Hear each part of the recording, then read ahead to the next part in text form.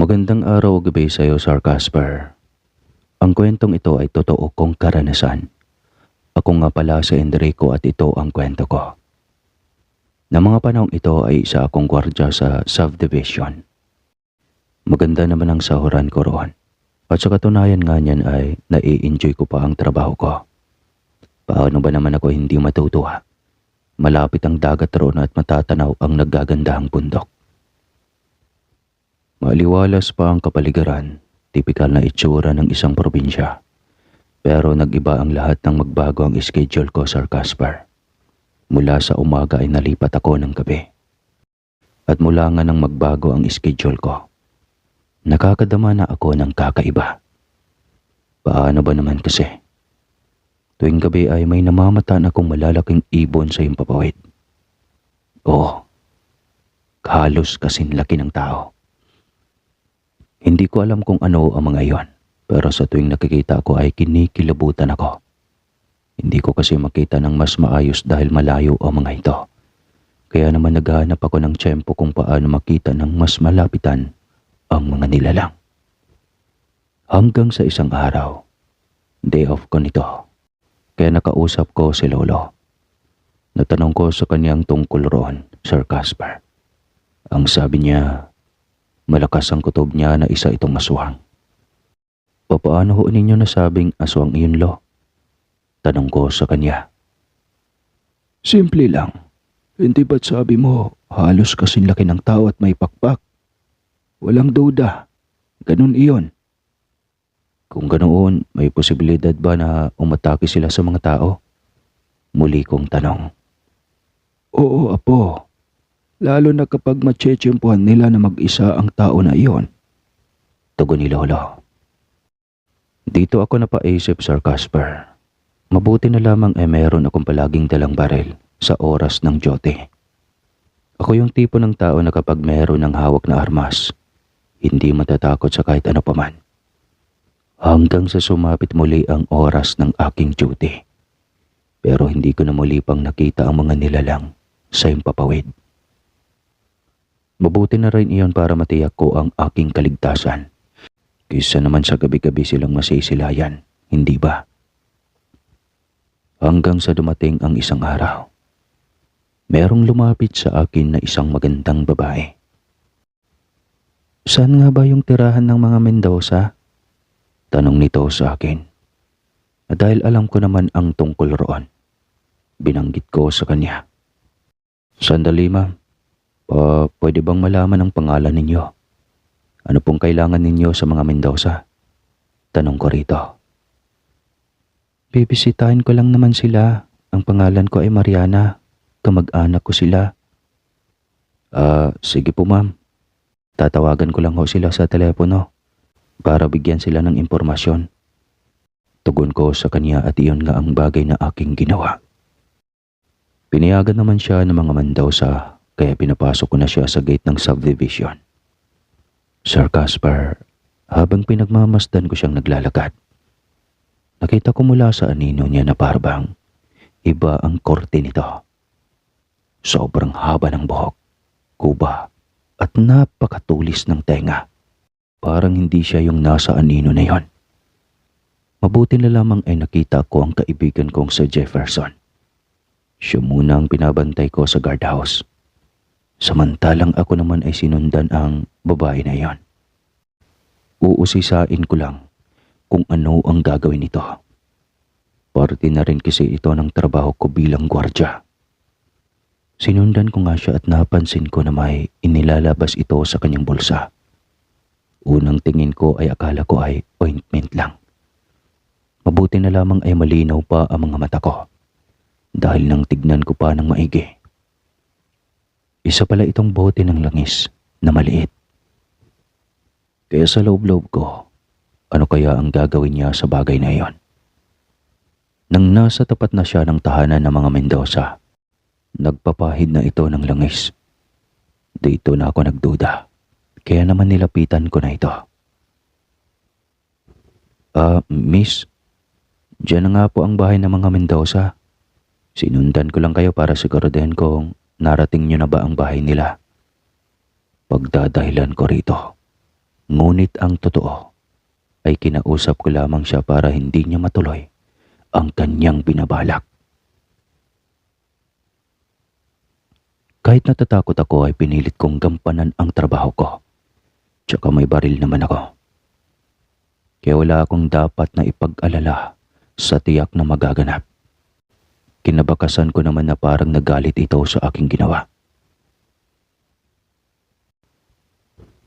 Sinong may sabing sundan mo ko?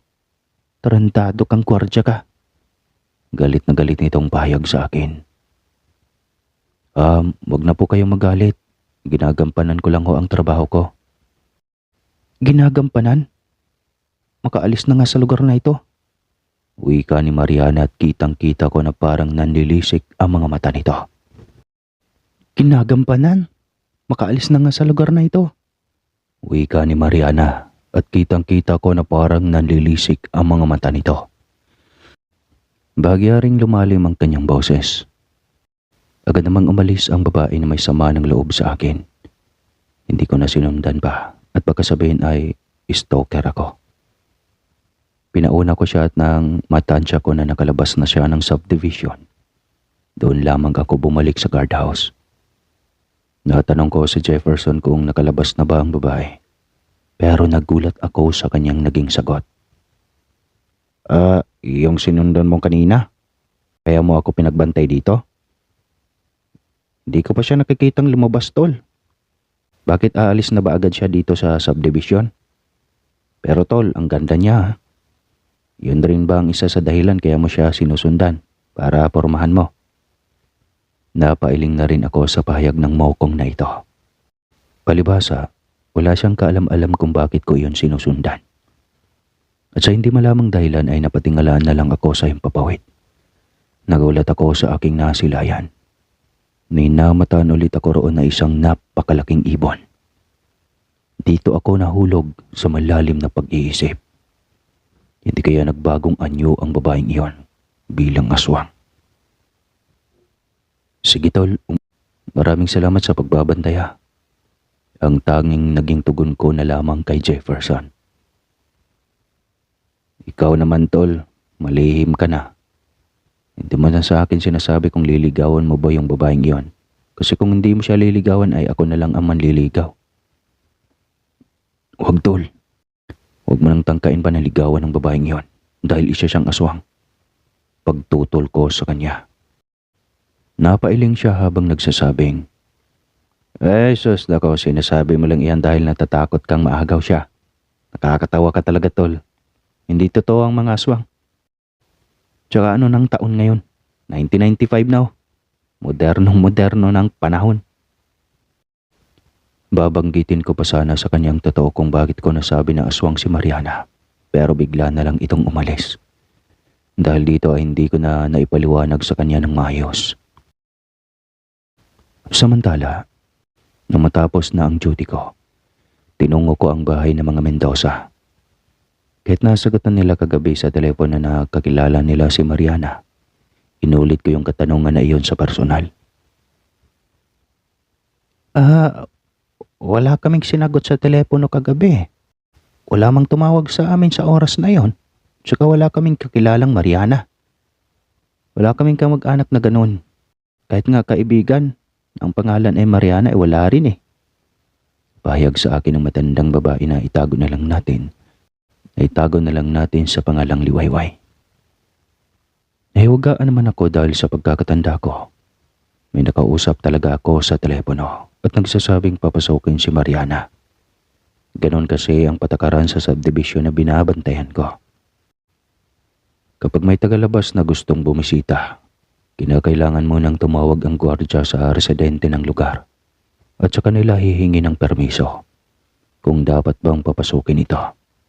Kaya naisip ko na lamang na baka bahagi iyon ng kapangyarihan ng aswang. Ganun po ba, ma'am? Baka mali lang yung tumawag na iyon. Sige ho, mauna na ako dahil tapos na ho ang duty ko. Pamamaalam ko sa matandang babae. Ngunit bago ako makaalis sa lugar, natanaw ko sa balkonahe ang anak nito ng babae na buntis.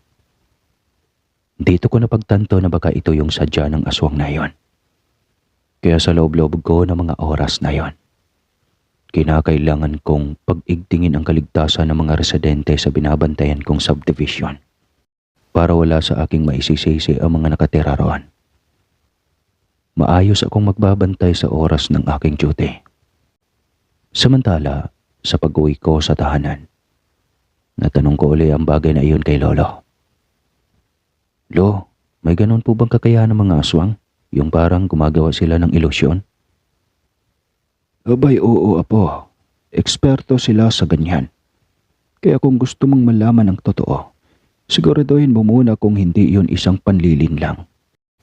Palagi mong tawagin ang Diyos para ikaw ay kanyang tulungan. Payo sa akin ni Lolo. Sa palagay ko, Lo, parang dadami na ang mga aswang na gustong pasukin ang subdivision na binabantayan ko.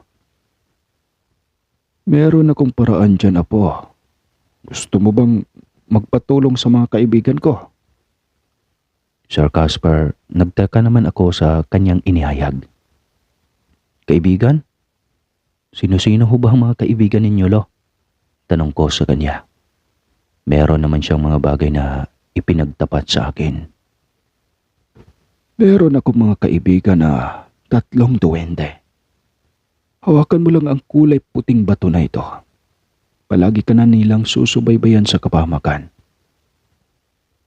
Urik, Erot at Arnok, subaybayan ninyo ang apo ko. Sa kanya ko muna kayo ipagkakatiwala. Wika ni Lolo na parang may kausap na tao. Ngunit hindi ko naman nakikita. Ibinigay niya sa akin ang puting bato, Sir Casper. Mula nang nasa akin na ang bato, nararamdaman ko na oras-oras ay may parang mga nakapatong sa balikat ko. Hindi naman ito mabigat at magaan lamang. Ngunit mararamdaman lang talaga na merong nakapatong. Ang sabi naman ni Lolo ay normal lang naman na raw iyon dahil iyon ang kanyang mga kaibigan. Medyo kinilabutan pa nga ako ng mabati dito. Ngunit sa bandang huli ay naglaho na rin ang takot ko. Lalo na't sabihin ni Lolo na mababait raw ang kanyang mga kaibigan. Totoo naman ang sinasabi niya, Sir Casper. Parang ang may sumusubaybay sa akin. Ramdam ko iyon. Nung nasa duty na uli ako, merong lumapit sa akin na 2 tao na hindi ko kakilala. 2 babae iyon. Agad ko namang napansin na may bitbit ang mga ito ng chicharon at balot. Nalaman ko na tendera pala sila at naglalako ang mga ito. At dahil paborito ko ang balot at chicharon ay bumili ako nito. Noong aktong kakainin ko na ito, nagulat ako ng saglit ay humangin ng malakas. At maya-maya pa, merong kalamansi sa tabi ng balot ko.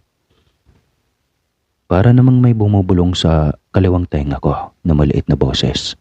At ang sabi nito, patakan ko raw ng kalamansi yung mga nabili ko. Sa una ay nagdadalawang isip ako, pero sinubukan ko na rin. May dala akong kutsilyo kaya hiniwa ko sa gitna yung kalamansi at salitang ipinatak sa nakabukas ng balot at sa chicharon. Hindi kayo maniniwala sa sasabihin ko. Dahil yung balot matapos kong mapatakan ay biglang bumaho at nagsilabasan ang mga uod na pagkarami-rami. Sobra akong nahiwagaan at nibitawan ko ang itlog sa labis na pagkataranta dahil hindi naman ito ganon kanina. Samantala yung chicharon ay parang naging sariwa ito. Nag-iiba ang korte at hindi nagtagal ay parang naging balat ng tao. Dahil dito ay natapon ko nang wala sa oras ang mga pagkain na iyon. Tsaka ko lang naalala na lumilitaw nga pala ang tunay na itsura ng pagkain kapag napatakan ng kalamansi. Dito ko napagtanto na aswang ang 2 babaeng iyon. At kahit na hindi ko nakikita ang mga duwende na kaibigan ni Lolo, nagpasalamat ako sa mga ito. Talagang ginagabayan ako ng mga ito kung ano ang tamang gagawin. Samantala, kinabukasan, Nakasagap ako ng isang masamang balita. Nalaman ko na patay na pala si Jefferson. Ayon sa pamilya nito, natagpuan ang katawan nito sa isang bakanting lote. Butas ang dibdib at tuklap ang ilang parte ng balat. Maraming nagsasabi na sinalvage raw ito. Ngunit ang paniniwala ng kanyang pamilya ay pinatay raw ito ng aswang. Sobra akong nalungkot sa nabalitaan, Sir Casper. Kahit sa maikling panahon na pagkakaibigan namin ay masasabi ko na totoo itong tropa. Pagkatapos ng trabaho ay nagpunta ako sa tahanan nila para umatin sa lamay. Kahit wala na si Jefferson, kitang-kita ko sa parang natutulog nitong muka na kailangan nito ng hustisya. Maliwanag lamang para sa akin na si Mariana ang pumatay dito dahil huli niyang binanggit na liligawan niya ito. Gusto kong ipaghiganti ang kaibigan ko.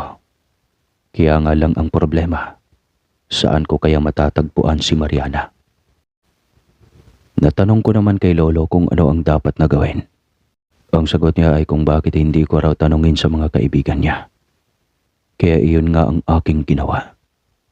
Ang sabi ni Lolo, maglagay lamang raw ako ng papel at ballpen habang tinatanong ang bagay na iyon. Hindi kayo maniniwala sa sasabihin ko dahil may sinulat na lugar ang mga duwende. Liblib ang lugar na iyon pero alam ko kung saan matatagpuan. Kaya naman gumawa ako ng aksyon. Pinuntahan ko na nga ang lugar na iyon, Sir Casper. Narating ko nga sa tulong ng mga duwende ang lugar na iyon. Natagpuan nga namin na nasa tapat ito ng bahay nila. May hawak-hawak akong kutsilyo. Pero pinigilan ako ng isang duwende at bumulong sa aking tenga. Ang sabi nito ay siya na raw ang bahala. Maya-maya pa, nakita ko kung paano natumba ang babae. Makaraan nito ay unti-unting bumabaluktot ang mga braso at binti nito. Hanggang sa tuluyan na itong mabaluktot. Sa labis na pag-inda ng nilalang, nakapagpalit pa ito ng anyo nang wala sa oras. Naging impakta ang itsura nito hanggang sa bumaluktot rin ang liig at iyon ang ikinamatay ni Mariana. Pagkatapos nito ay dali-dali na kaming umalis sa lugar na iyon. Wala akong awa na nararamdaman para kay Mariana. Lalo pa't sinabi na rin ng mga duwende na ito talaga ang pumatay kay Jefferson. May kakayahan kasing manghula ang mga ganitong nilalang sa pamamagitan lamang ng pagtingin dito. Kaya natukoy ng mga kaibigan ni Lolo. Siya nga pala, ang pagbubunyag ni Lolo sa akin kung paano makikita ang mga duwende ay kailangan lamang gumamit ng salamin na inorasyonan.